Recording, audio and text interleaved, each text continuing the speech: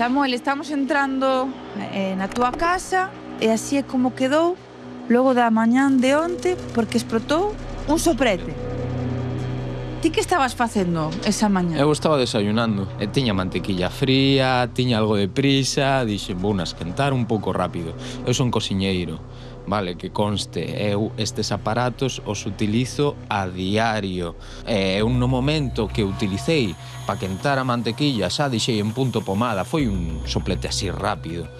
Eu pecho a rosca e o gas sigue salindo e chegou a explotar.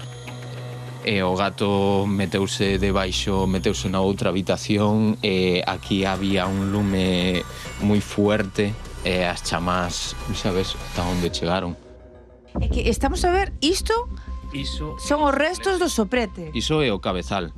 E a lata, no momento no que rebenta, eu creo que me golpea no pé porque teño unha ampolla xa dun tamaño 2 centímetros. Isto é aluminio. Isto podíase haber cortado perfectamente e quizás penetrar no corpo, na carne de algunha forma e facer moito daño. Porque esta é a bombona que estourou. Sí. Leo, vostede é o veciño porta con porta con Samuel, está aquí o seu carón. Como se dá conta de que había un incendio? Por la explosión. Escoitouna. Sí, la explosión que fue dura y después del timbre yo salí y lo vi a él que venía todo como ido, pues. Todo lo que estaba todo prendido al fuego, pues y eso también tenía candela, el fuego era ya bastante, ¿me entiendes? Y él le dijo que él salga porque él se iba a quemar. O sea, vamos a bajar, vamos bajando y llama a la policía. Menudo susto. Sí, bastante. Y él, más que todo, él se salvó.